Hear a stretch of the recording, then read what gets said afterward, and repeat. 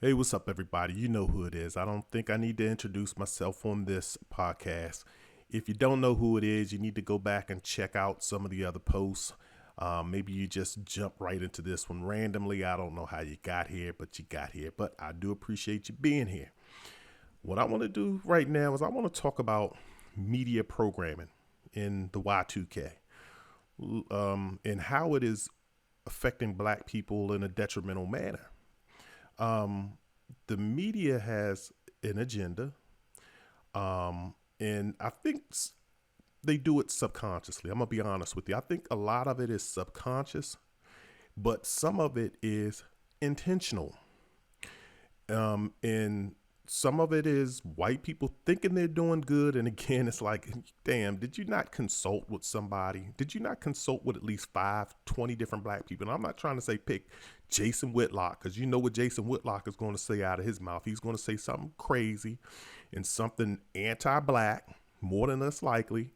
Did you pick somebody like, you know, Jesse Jackson or somebody Al Sharpton, somebody who at least has or even Henry Louis Gates, somebody who kind of has their hand on the pulse.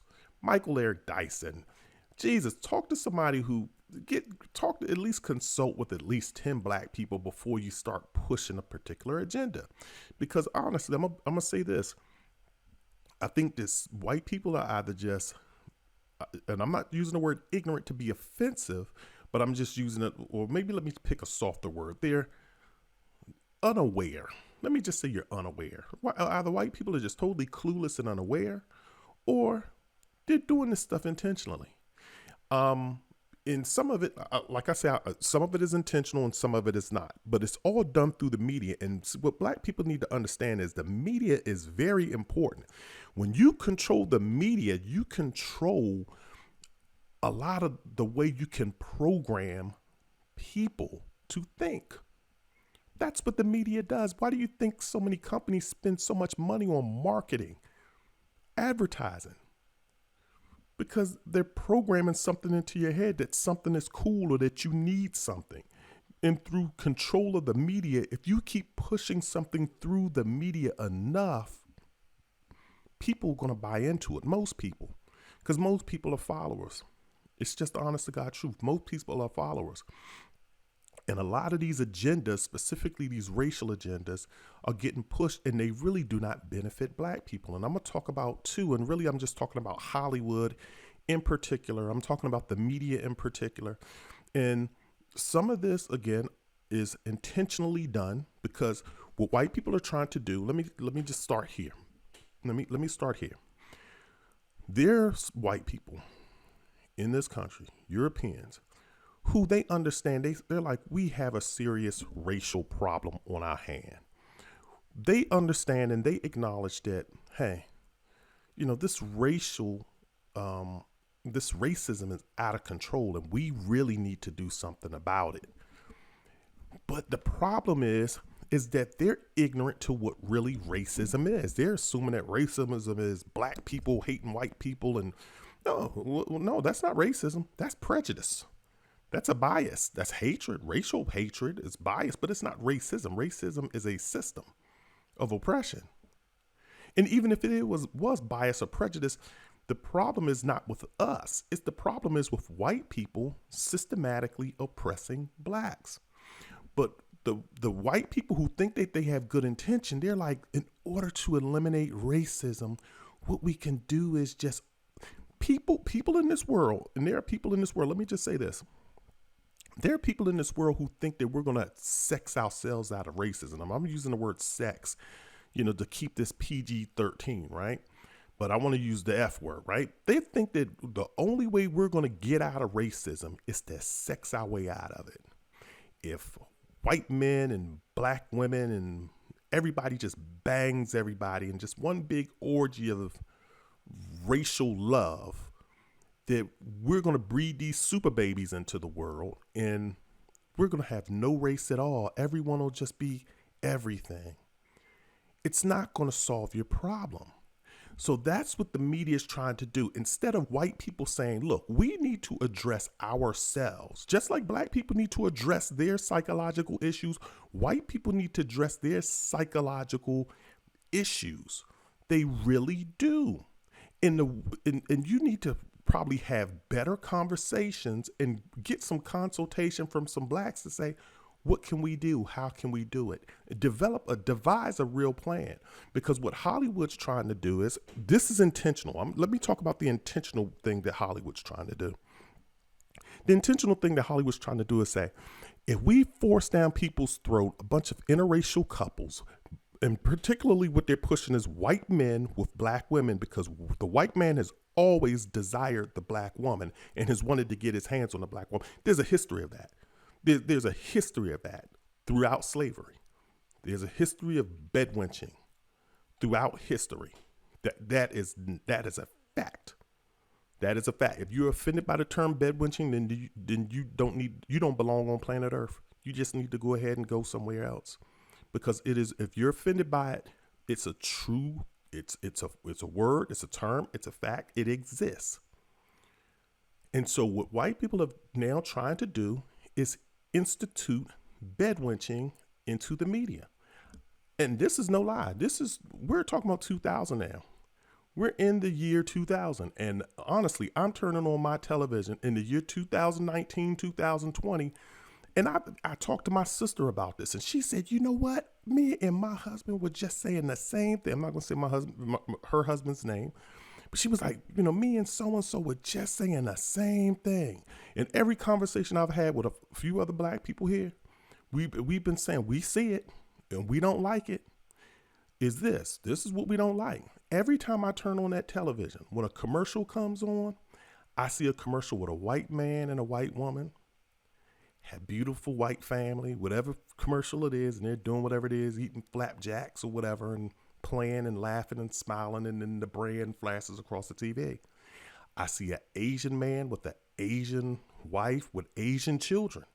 This is one famous commercial. The Asian guy, he's in the kitchen. I think he's drinking some coffee, and the little Asian girl, I'm assuming it's his daughter, she runs up with the sword and pokes him catches him right in the crack, and he spills the coffee, and but you see, and I've seen other commercials with Asian families in it.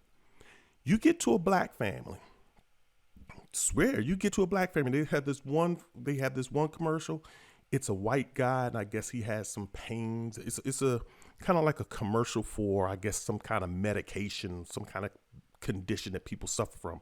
And it's an older white guy. He has some pain and trouble. He can't play with his little daughter. And it's a little light-skinned black girl. And so then he goes and gets his medicine, and then she's guiding him with her hand, and they're going and looking at stuff. Then you see other commercials. I swear to God, this is another commercial. I swear I'm talking about this one.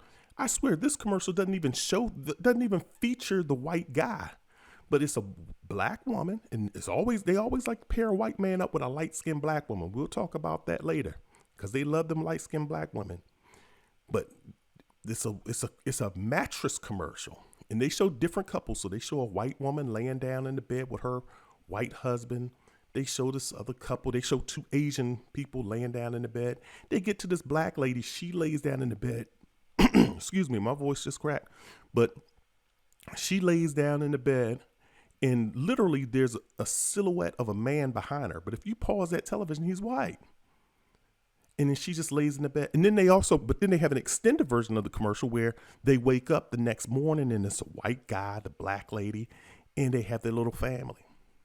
They also have another commercial, again, black lady. She has two white kids, damn near look white. Damn near white kids. Black lady, light-skinned black. Again, they love a light-skinned black woman. Light-skinned black lady, two white kids, and a white husband. Every commercial you see is a white person paired with a black person. You very rarely see all black families on TV and commercials in 2020. I swear, because the agenda is to normalize interracial relations. We get the picture. I'm not trying to say you shouldn't have any commercials like that, But we get it. But the normal, why can't we have black families? But see, this is what white people, this is why I say white people fail. This is where they continually fail. They don't understand that I think they're totally oblivious, or they just don't care that the black family has always had struggles since slavery. Think about that. I mean, since slavery, all the slave owners did was breed the black men with the black women, and they let them have their families so long as they acted right, I guess. I watched Roots. I hope it's correct to some degree, I guess. And then that's what they did. They had these families, and these families were torn apart. And then you work post-slavery, you work through Jim Crow. The families struggled, I guess, to stay together. They had some points together. Then you work through segregation. And the black man and the black woman as a family has always struggled. They struggle to this day because of colorism. We'll talk about that in another post. Colorism and interracial relationships. The psychology, the psychological damage done from slavery to Jim Crow. And if you want to talk about the outside of America, you talk about colonialism, apartheid, segregation, all of that. The theme throughout those years, in which we just ended that just ended in 1960s. We're only 50, 60 years removed from that. The theme was, you're ugly, you're nothing, you're not beautiful. And this is what you want. And so now the black men, and we're going to run through a whole list of all of these black men, and some of them have the nerve to try to lead this racial movement. Van Jones, we'll talk about you. We're going to talk about you. We're going to talk about you too, John Legend. They go out, the black woman isn't good enough for them. They go out and marry another non-black woman, and then they want to lead the black movement. They're so black because I guess they feel they got to make up for not dating within their race. So they go out and they do this type of stuff. But the black family has always struggled, and white people don't get that. And so now you want to show a young black girl who feels bad about her hair, her lips, her nose, her skin tone. You want to show her that, she has to be with a white man. Or that all of these young black kids, look, I'm going to tell you this too. When you see a black man on TV, he's dark skinned for the most part, mostly. They put black men, even little black boys on TV. If it's a kid, they'll put young black boys on TV. He will not pass that brown paper bag test. He is brown skin. But I'm not going to say all, because all is an absolute, and anytime you speak all or none, you're wrong. But more than less likely, when you see a commercial and it's a black girl on television, a young black girl, she has softer hair. It's not as kinky as your typical Nubian Negroid hair. And she's passing that paper bag test. She's passing that brown paper bag test. You can hold her up against a popsicle stick and say, yep, you're lighter than this popsicle stick. You can move forward. We're going to talk about that too. Howard University in the early 1900s. We'll talk about all you historically black colleges who didn't allow dark-skinned blacks on your campuses. And Howard University is my alma mater, but the history's real. We're going to talk about modern day Jim Crow, which is now modern day Jamal Crow, modern day Jada Crow. We're going to talk about that. Look out for that podcast. But my point to you is, it's intentional. White people think they're doing a service by saying, we'll just put a whole bunch of interracial babies on television, and that way people will normalize race and race mixing, and we'll all get along. And you're feeding a bunch of young kids bullcrap. You're teaching a bunch of young black people not to love themselves. That's what you're really teaching. You're doing your race a service. You're doing your race a service by helping to end racism, but what you're doing is creating a colorism battle within the black community. It's what you're doing. And I'm saying this to be this is just my supposition. This is all just my supposition right here. What I'm about to say now is that I don't think you're doing it intentionally. I think you honestly think that you're doing some good, but you're not. You look at those commercials. Look at the movies. We're going to talk about the movies and television shows right now. I'm not going to try and make this post long-winded because I think you get the point. When you see all of these other shows on television, like I've seen an all Latina, Latinx, or whatever you want to call it. I do apologize. I'm trying to be respectful. I know the Latinx term is new. It's at least new to me, so apologize for my ignorance if I mess up terms in regards to people from the Latin America and Caribbean. But when they made an animation movie that had a bunch of Hispanic characters or people from Latin America and Caribbean in it. Disney, I want to say Disney did. I hope I'm not wrong. They did an animation show for you guys that represented you well. At least maybe I hope I'm saying that, but maybe I shouldn't speak whether it was well done or not. That's for people from a Latin American Caribbean background to say, so I'll pull that back. They did Moana. They did that for people from the Polynesian, I hope I'm saying that right, Polynesian Islands correctly. People from Hawaiian descent correctly. They did that. They did Moana. What did they give us? The Princess and the Frog. With Brandy. She was in love with a white boy. I'm just pointing this stuff out. When it comes to us, when it comes to having movies about us and for us, this is the programming that you get in your mind. You got to be interracial. Like I said, they don't talk interracial when it comes to talking about a half white, half Asian kid. You don't hear them forcing that interracialness down your throat. They don't force half white, half Asian interraciality and talk about, well, what is this kid? Is he Asian or is he white? They do that for us. They just had a movie about that with my man from The Postman. You know, I like him too. He does pretty good movies. Can't think of his name right now. I always go blank when I'm doing these podcasts. But they had a movie where they did where they talked about is the kid black or white, and I think it was Octavia Spencer in that, and she was with then they had some little light skinned black kid, and it's always about black and white when they talk interracial. Why not focus on the interraciality between Asians and whites? Leave us blacks out of this for once. Let us have some peace. Jesus Christ. But like I say, the Princess and the Frog. Black princess, she's with a white character, because that's what you're going to give her. The Sun is also a star. They've been forcing that movie on us lately. It's been running on cable a lot. Black girl. I think they said the movie. I didn't look at the movie. I've refused to watch any of this stuff. Black girl. She's from Jamaica, I think, and she comes here for a couple of days. Visa about to run out. She's in love with, I think, an Asian boy. She couldn't be in love with another black kid that lives in the States. They're not going to show you young black love. They refuse to do that.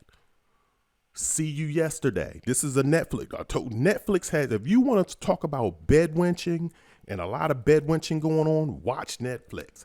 Netflix is, if they do an all black movie, it's going to be something like this movie All Day, All Night, where they love doing this. When it's all black, they're going to put you in Compton or Southeast DC or Harlem or the Bronx. Or Brooklyn. They're going to put you somewhere or Chicago, South Side. They're going to put you somewhere in the inner city. The kids are going to have black names, which I don't have a problem. Look, I'm going to tell you right now, my kids have beautiful Afrocentric names, but they're going to give them black names. Javante, Daquana, and he's in love with Dejanique, and they're in the hood, and they're trying to fight and get out and escape the gunshots. That's what you're going to get. But then let Netflix do let them throw some money behind a project and put together a good script, a real good script. They're going to be like, this script is too good to make it an all black cast. No. We'll cast a black woman in the lead role, and she's in love with a white man. Her husband just happens to be white. This will be a beautiful interracial movie, and everybody will grasp onto it. And that's what they do. And her name is Chase. Or her name is Megan. They'll give her a sophisticated white name. And I look, sophisticated is subjective. I don't think it's sophisticated, but they do.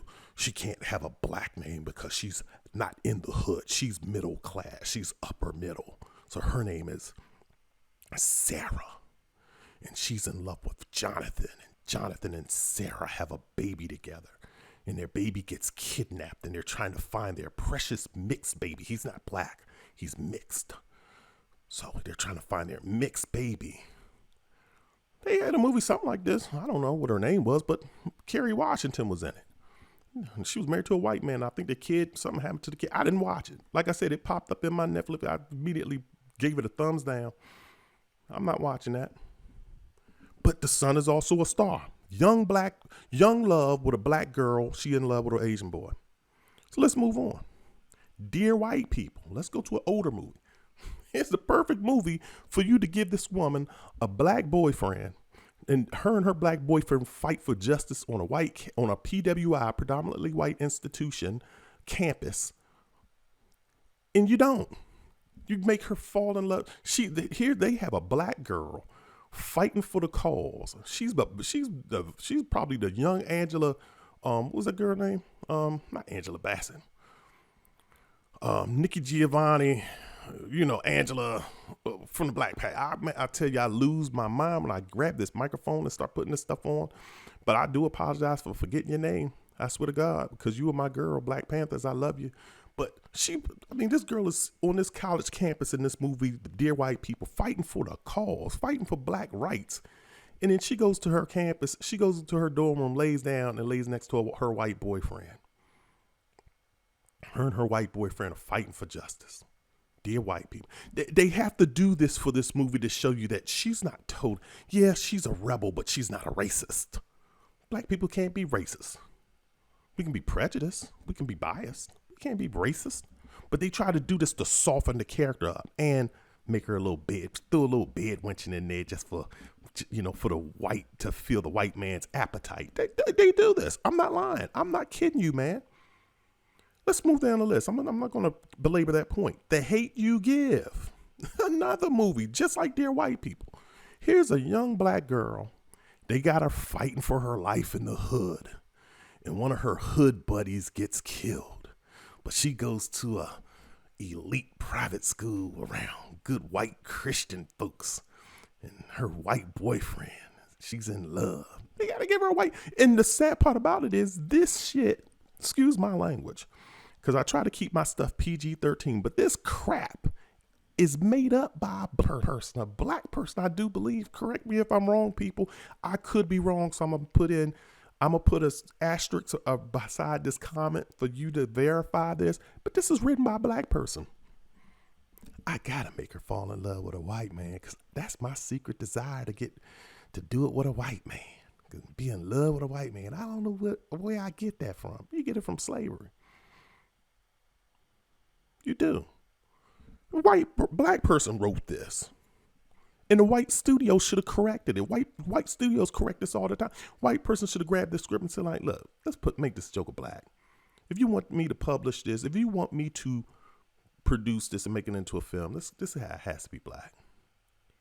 But the studios ain't going to correct it because they have an agenda. I'm telling you, something new. Something new is probably one of the movies to spark off all of this interracial dating from black, because the black woman, honestly, the black man failed the black woman. I'm gonna say that right now. We're gonna talk about it in a different post of interraciality. The black man was your failure, and black men, we are failures, total failures. And I say we are total failures. We failed the black woman. She held on from interracial dating as long as she could, but then she said, man, these black jokers don't love me. They getting college football scholarships and turning pro and marrying a white woman. We just saw that a black lady had to kick a white woman off her son's lap on national TV. We saw how many black men were dating white women with this COVID-19 in-home draft.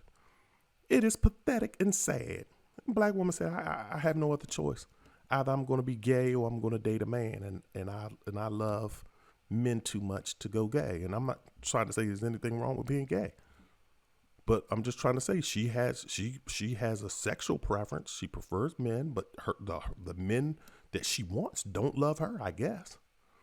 But also she's been brainwashed to dip her foot into the pool, something that she want to do. She want to try it out, see what being with a white man is like. She has her own desires. But something new sparked this whole thing off. Well, Oprah Winfrey Show did too, because she had a show trying to ask black women. On her show, the Oprah Winfrey Show, if y'all can recall, she had a show. Why doesn't a black woman date interracially? Why are so many? We're the least ones to date interracially. Oprah had a show like that. She tried to encourage black women in the 1980s, maybe 1990s, to date outside their race. We'll talk about Oprah later. But something new. Starring my girl Sanaa Lathan. No, was that Sanaa Lathan? I don't know. But basically it's about she's in love with a black man and a white man. And she got to make her choice. You know which one she gonna choose now. You know which one she gonna choose. She gonna choose that white man. But we'll talk about that later. Coffee and Kareem. Again, I'm telling you, his Netflix again. They got my girl, Cookie from Empire, Taraji, Oxon Hill's finest. Oxon Hill, Maryland. Oxon Hill's finest. Dating a white man, white police officer. They love pushing, I'm telling you, Netflix love pushing this interracial stuff. I'm telling you. Y'all have to just, I'm serious. I'm seriously thinking about canceling my account, my subscription. I swear, I told my wife, I said, I'm going to cancel my subscription. Hopefully, if my YouTube TV can get more channels, I will cancel this damn subscription and stick with YouTube TV and Disney Plus. Even though Disney Plus got them old racist movies, but at least they ain't pushing that other crap down my throat. Because Netflix will push some bed wenching down your throat fast. Coffee and Kareem. And then they had the audacity to show this movie called Palm Trees in the Sun. If you haven't seen this movie, I mean, it's just kind of like, just when you think Netflix, and I'm not trying to say that this is a Netflix original, but it was in Netflix's catalog. So I'm going to put an asterisk to say I don't know if this is a Netflix original or not. I highly doubt it because it seems older than Netflix, but Netflix had the audacity to put it in their catalog. If you've never seen Palm Trees in the Sun, it is about a white slave. It looked like they are I don't know where they are. But these people they picking sugar canes or doing something. And it sounds like like it's either a Portuguese or a Latinx movie. And, but this black, again, we got a light skin. This girl that can pass a brown paper bag. She could pass that popsicle stick test. She's lighter, fair skinned black girl. Very, very cute. She ain't thinking about none of them other black jokers on the plantation. She only thinking about that slave master's son, who she loves so much. She ain't got nothing in common with him. She's surrounded by 35,000 men who she got something in common with, and she chooses a slave master's son, I think. And they fall in love. I think they even have a baby. It's ridiculous. This stuff is ridiculous that we're subjected to. Let's continue on. Claws. Yeah, we're gonna talk about Niecy Nash show. We're gonna talk about this. I'm telling you, when white people find a black woman that they want to bed wench, they make sure that they say we're gonna bed wench this girl. The show opens up, and I used to watch Claws. I watched it for the first season, and I try to watch it for the second one because at the end, I'll tell you, at the end. They tried to pair up with a black man, and then obviously that ain't worked. So then she back with the white guy. So I stopped watching the show. But in the very beginning, the show opens up with Niecy Nash, and we all know Niecy Nash is very curvy. She got a lot up top, and she got a lot down below, just like how the black man likes it. She's on the desk in her office getting combed out. I mean, combed out by this white guy. And he's combing her out good. That jungle love, just like how white people like it. That jungle barbaric love. And he hitting it. He's stroking it. He's putting his all into it. And this is on, I think, on a cable channel. Like it's like not like cable, but it's a cable TV network. So they can't go totally rated R, but they went far enough.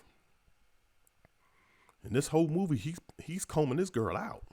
He's combing Niecy Nash out. Matter of fact, what I read, I don't know if this is true or not, but that TV show was a part of why she broke up with her black husband in real life.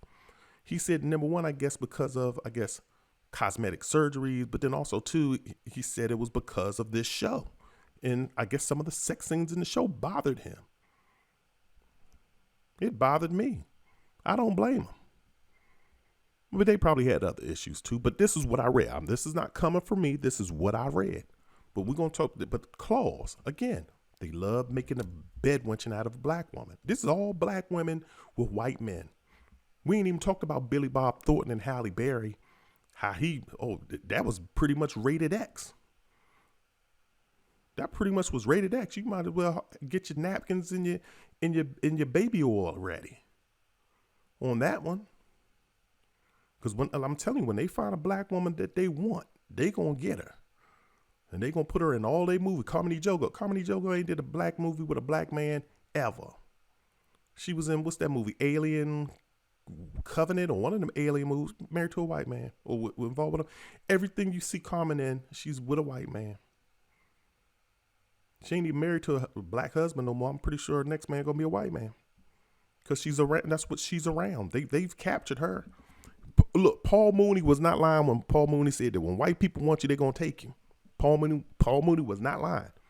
Let's continue. We talked about claws. Look at 7 seconds. If you haven't, again, we're back on Netflix. Good God, Netflix, what is wrong with you? What is wrong with you? Why isn't your network just canceled? Why do people subscribe to this stuff? 7 seconds. If you have not seen 7 seconds, 7 seconds stars Regina King. I do believe it's Regina King. Her son gets hit. Her son gets murdered at the very beginning. This is the whole premise. I'm not going to give it away. Her son dies in the beginning, and they're trying to figure out how her son died. So they're trying to figure it out. They're like, he got hit on his bicycle. His bicycle's here. His body was found there. What happened to my son? She's trying to get answers. So it's a black female cop. I don't even know this girl's name. I forget her name. I don't know her name in real life. But it's a black female cop who's an alcoholic, just a drunk. She's working with her white partner. So she has a white partner who, he's sober and straight-laced. Nothing wrong with him. He's cool. But this black female cop, she's not a cop. She's a district attorney. He's the cop. The white guy's the cop who's trying to solve this mystery about how this boy died and get some answers. But he's trying to get this black female DA to do her job because he can see that she has issues. And she does. She's an alcoholic. But all she can seem to do is get drunk and go out to bars and bang white men. That's all she does. The whole show. You find her in bed curled up with a white man. So we talked. So here's the pattern. Watchmen. Let's talk about Watchmen. Now, Watchmen, she was in love with a black male. She was in love with a black man. She had 2 black kids. They couldn't give her 2 black kids. She had 2 white kids. It was like, where did these white kids come from? Where'd you steal these white babies from? So that's all I'm going to say about Watchmen. It's like they couldn't have a big production show with all black people leading it as the antagonist, as the protagonist. They just had to stick in 2 white people to make you white people love this show and force these black Negroes down your throat. One show I've not watched on Netflix, I've just read up on it because I saw the preview when it flashed across, and I said, I am definitely not watching this. It fits in line with Palm Trees in the Snow. That other Netflix, I'm not saying Netflix owned it or it's a Netflix production, Palm Trees in the Snow, but it fits along lines of Palm Trees in the Snow, and it's called Always a Witch. Again, and I don't know if this is a Netflix original or not, but it's on Netflix. It seems like it's a Netflix original because I think this is its 2nd season. Here we go. Got a black girl. She was born a slave, black slave, travels through time to find her love, the love of her life, which is her white slave master or slave somebody. It's like, Jesus Christ, are you serious? Why do we continue to go through this? Why do we as black people have to be subjected to you forcing interracial bedwenching and mandingoing down our throat? I forgot to talk about See You Yesterday. I forgot to talk about that one. See You Yesterday. See You Yesterday, it really wasn't about bedwenching, because this movie was about young black kids. These kids had to be about 12, 13, between about 12 and 14 years of age. So, of course, they're not going to bedwench a 14-year-old. Thank God. Not yet, I guess. But the problem that I had with this show was this. Excuse me, I'm coughing this morning. Here was the problem that I had with the show. You had a young black girl, and her best friend was a black boy who she, I guess, grew up with. They were the best of friends. They were so platonic. That's how good of a friend they were. She didn't see him nothing as more than just a friend in her household. But yet, as she's trying to go through, it's about her time traveling. She's trying to travel back and forth in time to prevent certain deaths from occurring. That's all I'm going to say about it. And her best friend, the black boy, she's a black girl, and the black boy, who's her platonic best friend, he's helping her go back and forth in time. But there's a Hispanic character in this show who loves her. And he's throwing hints like, hey, girl, I want to get with you. So he's throwing he's shooting his shot. All throughout this whole movie, he's shooting his shot at her. She kind of turning him down, but then she really needs something from him. So in the end, she kind of agrees to, something. Like I think a little date or a little hug or a little peck on the cheek or something. I don't know what it was. But she agreed to do something. But what the point that I'm getting at is this. When you see, even with young black, like I can watch a white movie like, what's that movie, My Girl, or some movie when Macaulay Culkin was with some little girl and they were like the best of friends and it was kind of like a little something there. You can watch the movie It, when they show this the white movie It with the clown, where you can see all of these characters and there's this love triangle, the little heavyset I don't want to say fat, excuse me, but the heavyset white kid, he has an affection and he has his eyes set on this young redhead girl, and he writes her love letter. He wrote her a love letter. I said that poem was on point because I write poetry. I'm a poet. And he wrote her a poem, your hair is winter fire. It burns like embers. My heart burns there too. I said, oh my God, I remember that off the top of my dome. And I said, man, that poem was hot. I dug it. I really did. I dug it. And he wrote her a love poem. We're talking about kids that are 12, 14, 13, 15 years of age. He wrote her a love poem, but she got her eyes set on the other boy that's in the crew. And she thought that he wrote the poem. And in the end, I think they get a little peck, a little kiss going. So what I'm trying to say is, like, white people, they'll show you white love. Even between young kids, they'll show you white love. This movie, See You Yesterday, all they're going to do is make sure that black people stay platonic. There's no love between the black man or the black woman. Even as kids, you don't even love your own black girls as young kids. That's the problem that I had with the movie. The only interest that she was getting was from this Latino kid. Nothing against Latinos, but it's just, we got problems in the black community, psychological problems where we don't love ourselves. And like I told y'all, we need to go back. We're not where the rest of the world is. We're not where Latinos are. We're not where whites are. We're not where Asians are. We don't love ourselves. We need to start loving ourselves first before we should be venturing out, getting into relationships with other cultures and other races. I'm just being honest with you on that. Let me move on. I digress back to a movie, but let me just jump back into 13 Reasons Why. I think one of my kids watches that. Black girl hugging up and loving up on a white boy. Netflix also has another movie. It's not a movie, it's a TV show. They're on season 1 right now. This is June 2020. They're on season 1. It's I think a Nollywood movie, an African-based movie, where this little African girl, she's going off to attend some boarding school, and I think she's looking for her long-lost sister who's lost, or she's going to bump into her long-lost sister. I saw in a preview clip there, some white boy's gonna put that little young teenage girl down on the bed, and he gonna get in that. It's just like, what? I mean, are we serious? Why is it? This is in Africa. I mean, you're 80, 90% black over in Africa. You can't have black on black relationships in there. You even have to plug black interraciality over there. Talked about Always a Witch. I'm not watching that. Some black girl, she's a slave. You keep traveling through time to save your slave master, boyfriend. Stop, y'all. Scandal. Let's talk about Kerry Washington's scandal. Now, I'm gonna be honest. I was surprised as hell when Kerry Washington married a black guy.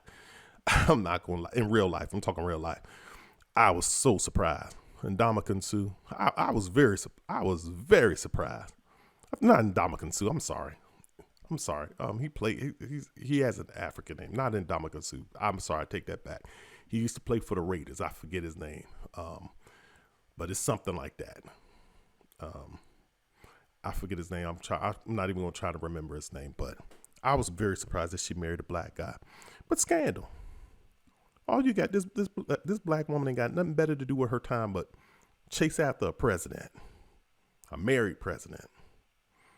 Girlfriends. This is an all black show on I don't know if it started out on a black network or not. I can't recall, but Girlfriends, Tracy Ellis Ross, and a few other black girls that I don't know their real names. All I know is Tracy Ross's name. Khalil Kane was on there. But one of the girls, they had to pair her up with a white man. They had to make it more realistic. Let's have you dating a white man. They put her with a white man. This is black people doing this. I told you we're going to talk about this whole bedwenching, mandingoing. We're going to talk about it. That's for another podcast. Archer. Let's talk about a comic book show or cartoon show, Archer. This Aisha Tyler, I think is her name. I forget her name. Yeah, Aisha Tyler, I think. Love with Archer, white guy. They couldn't even pay. They got it. This is ridiculous. She couldn't be in love with a black guy. They got to put her with a white guy. Queen Sugar. This is Oprah Winfrey Network. Now, I'm not surprised when Oprah does stuff like this because I told you I'm going to talk about Oprah and it's not going to be nice. You know, it's going to be conflicting, but I'm going to lay out the facts for y'all on Oprah. But, and I do believe, I don't know, I'm not going to mention who did the production and who the creator of this show is because I don't have my facts in front of me. But Queen Sugar. Look at Queen Sugar. Number one, they had to, you got a whole bunch of stuff working in Queen Sugar. You got colorism and interraciality working in Queen Sugar. Here's the problem with Queen Sugar. What they did was they put the Queen Sugar's about these three siblings whose father dies. Now, the one sibling that happens to be the lead. Notice it's always the lead. The one sibling that's in the lead, she passes the popsicle stick test, as I like to call it. But most other blacks would call it the brown paper bag test. But yeah, she passes that popsicle stick test and she passes the comb test too.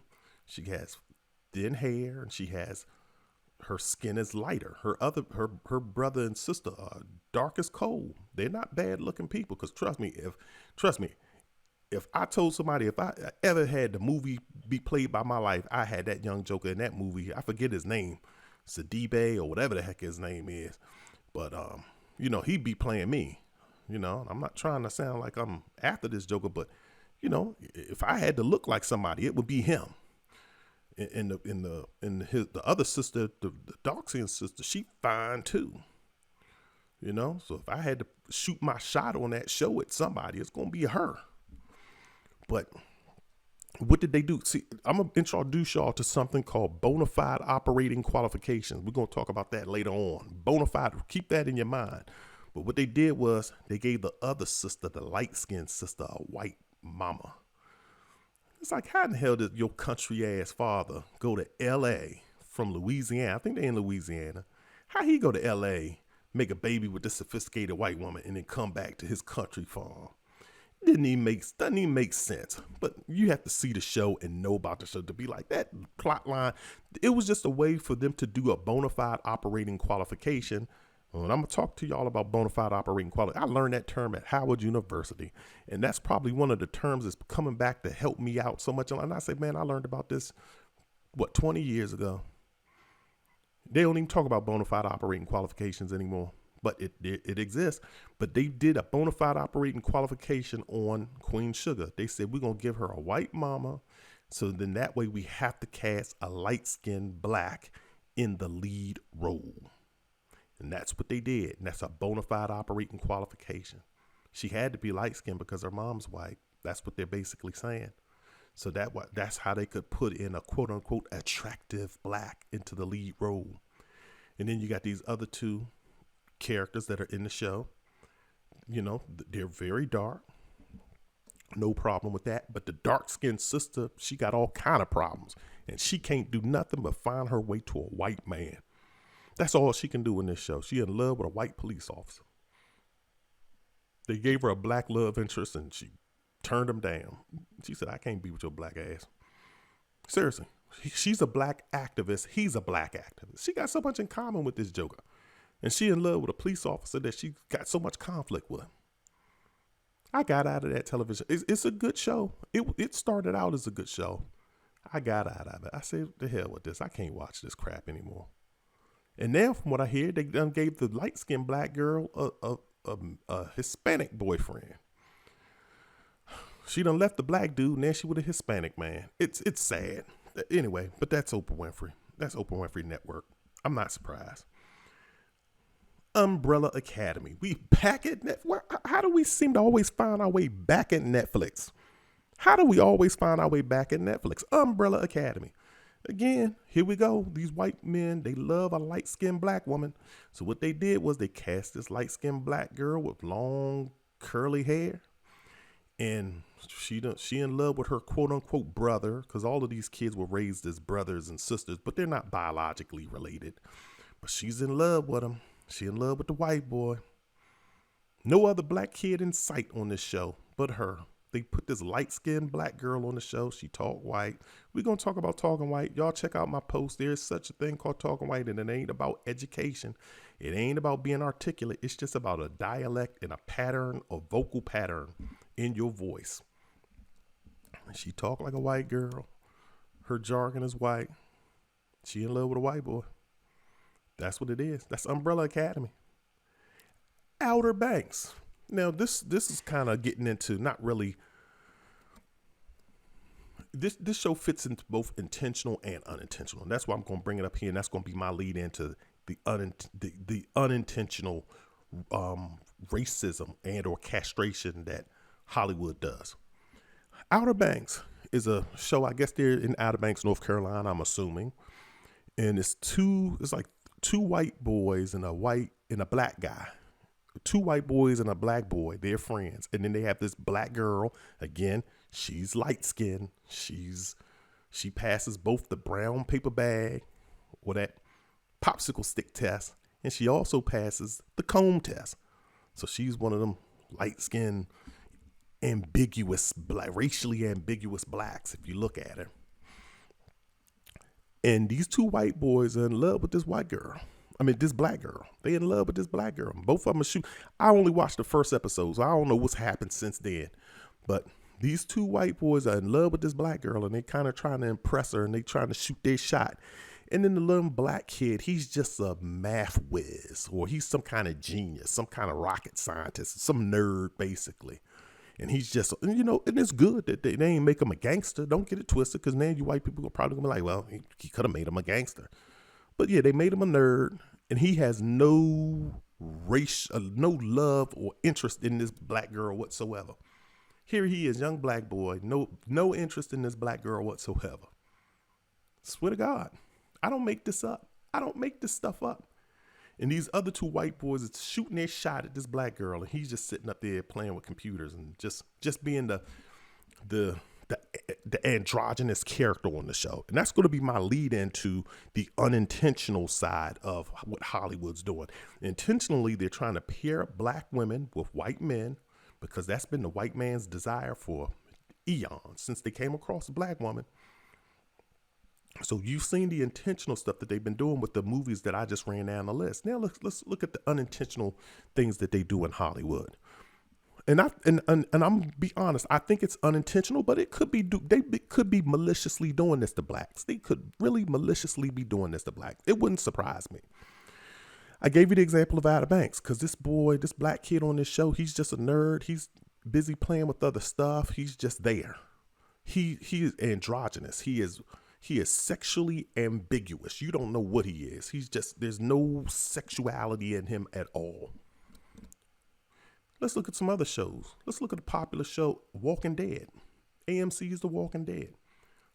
I could talk. There's so much going on with this show. Number one, they don't keep too many black characters around. In the early beginning, if they got one black character on the show, they had to kill off another. If they got one on, they had to kill one off.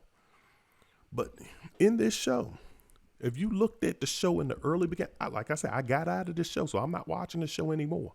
So I don't really know what's going on. But in the early beginnings of the show, and I watched about 4 seasons maybe of the show, 4, maybe 5, maybe even, I don't know what they on. But all of the black guys that were on the show were sexually ambiguous. They were androgynous, pretty much. They were just there.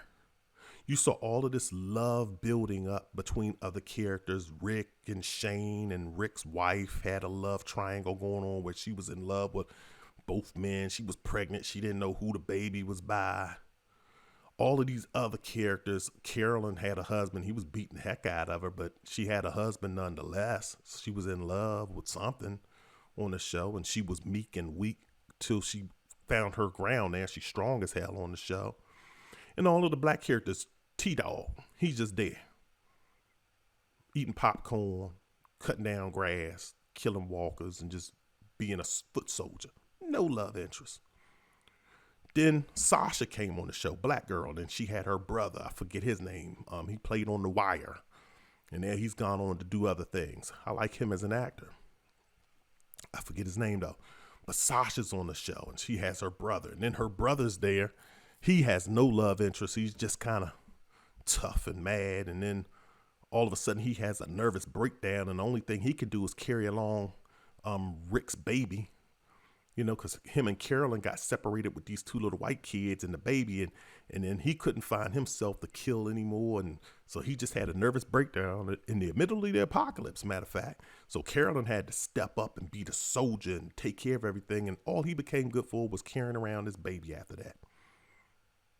No, seriously, I'm not making this up. Then they killed him off, and then his sister Sasha, she started dating this other boy. He was on The Wire. He also played the police officer in The Deuce. If you ever seen The Deuce on HBO, you could check that out. But he was also on The Wire. He was Avon Barksdale's nephew who eventually got killed. Spoiler alert. Sorry to give y'all a spoiler alert after I told you the spoiler. But he comes on the show, and they kind of gave him and Sasha a little something love interest. But they were like, we're not going to build. This is superficial. We're going to kill him off anyway. But we just want to show black people that we're trying to give you some love. So they made him and Sasha have like a little something. You could see like a little spark between them. Like you could see interest between both parties. But he, had an alcoholic problem, so he couldn't get himself together in the middle of the apocalypse. He liked drinking. So before him and Sasha could even get anything going, they kill him off. I think he was able to give her a peck on the cheek or a peck on the lip, but it was just so childish the way he pecked her. It was just like, is this all we get? And then they turned around and gave Sasha a love interest. Then she started liking the redhead dude before he got killed.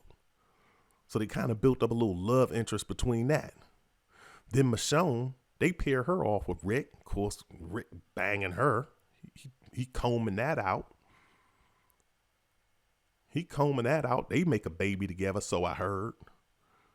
But it's like, seriously? No black people? And all these black people can only do is pair up with white people?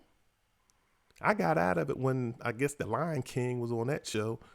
I'm not talking about that Tiger King. I'm talking about the black joker with the long dreads. He had a tiger. I said, man, this show was getting too crazy for me. I'm getting out of it. I stopped watching it. But I'm just showing you a pattern of when black men are in movies, they just make you androgynous. They just like, they don't even build you up. They just like, we don't even want to build this up, show this person as anything other than, we don't want to show any type of black love on TV. So they just do that to you. Going back to Netflix, to all the boys I've loved before. So I think this is an Asian girl. I've actually saw this movie. I saw it. I watched it because I thought it was, and to be honest with you, I thought it was entertaining. I watch stuff like this. So this was Asian girl. I think she wrote these letters to her ex-boyfriends or previous boyfriends, and I guess she wants to track them all down. I don't know, something. I forgot. It's been a year or so since I watched this. I could download my viewing history of what I watched on Netflix. I don't know what year I watched this, but I watched it when it first came out around that time. So this Asian girl, she's dated black boys, so one black boy and the rest white boys, I think. One black boy turns out to be gay.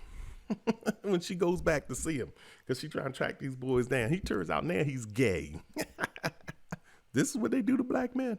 This is what they do to you. Fear the Walking Dead. Speaking of being gay, Fear the Walking Dead. They got probably one of the coolest black characters on TV, and he's cool. He's a character on Fear the Walking Dead, the black guy with the boat.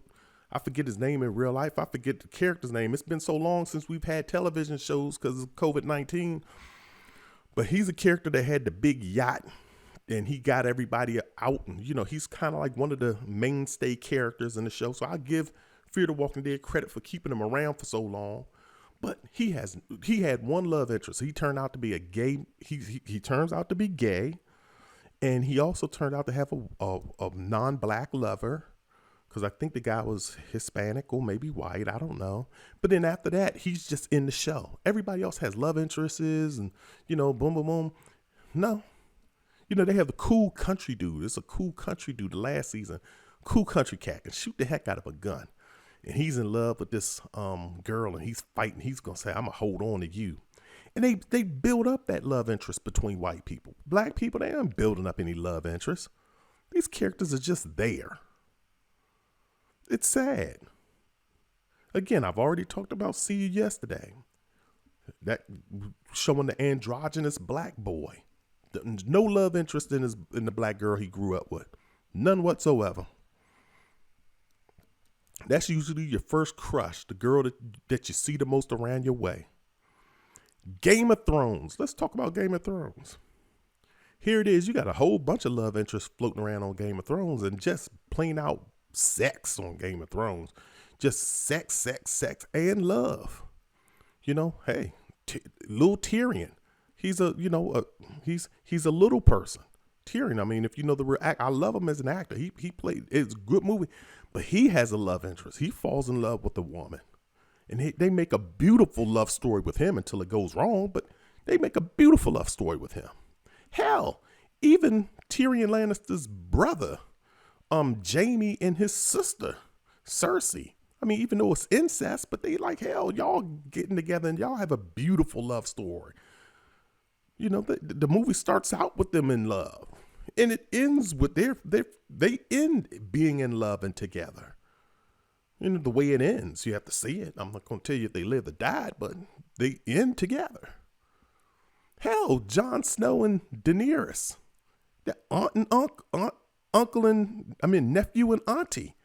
It's incest again, but they have a beautiful love story. Hell. I mean, Sansa even starts out with little, what's the little crazy little king? Little king boy. He just got on my nerve, but they started out until it went wrong. And then he moved on to Marjorie.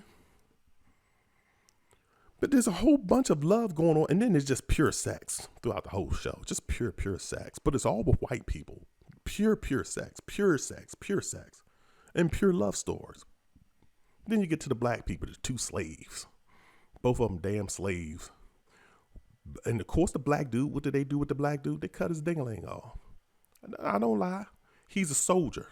And I guess in order for them to be good, great soldiers, they have to remove the sexuality from them.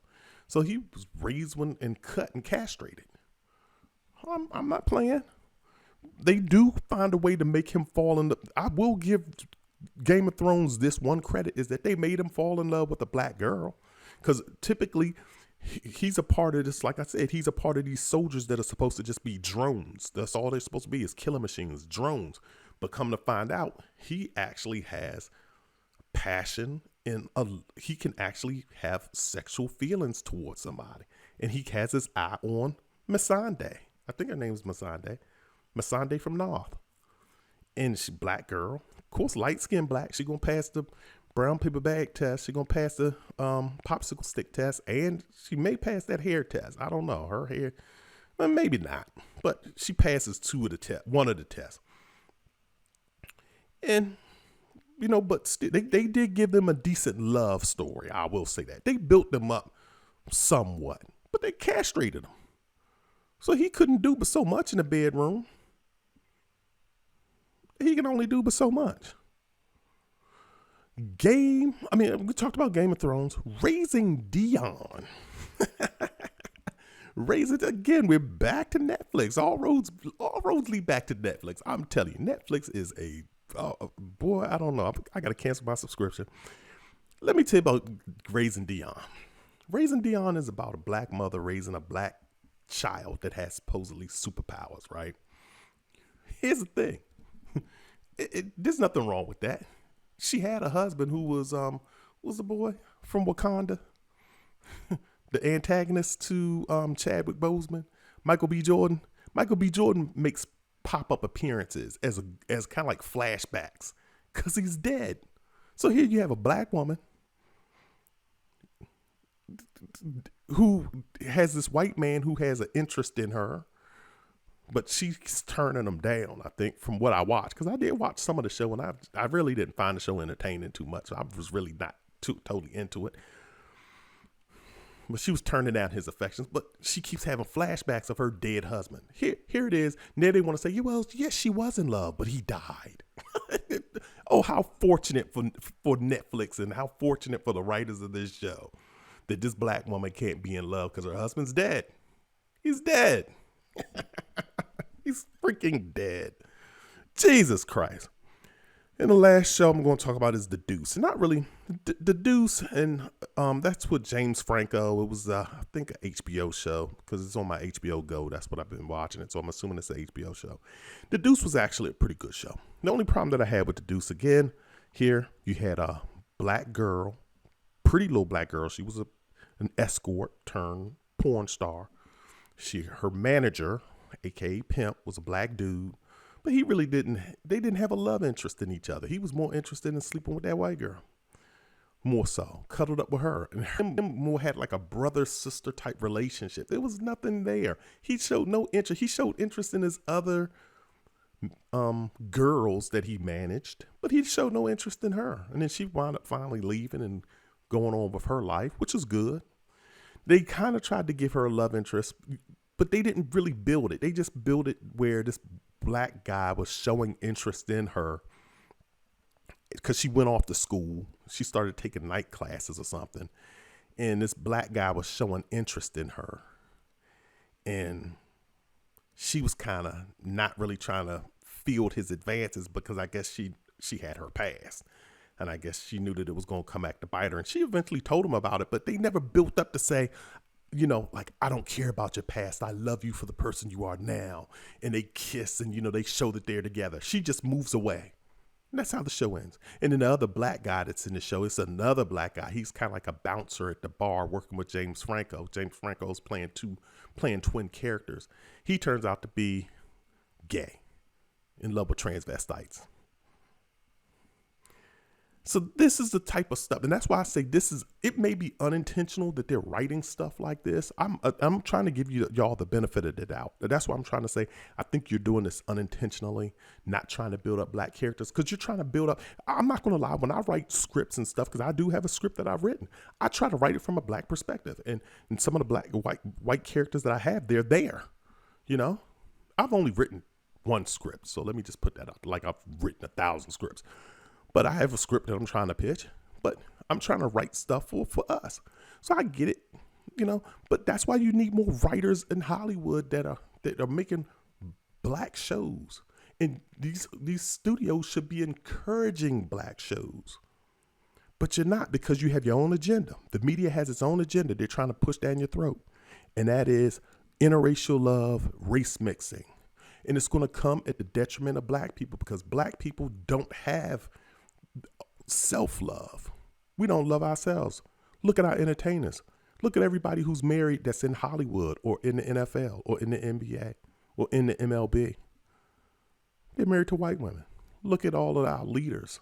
They're married to white men or white women. We're going to talk about that in another post. But that's all I wanted to drop on you today. I just wanted to drop that knowledge on you, and I hope that you learned something today, because that's the whole point of this. I want you guys to take care. And again, if you have anything that you want to talk to me about, hit me up. Peace. I'm out.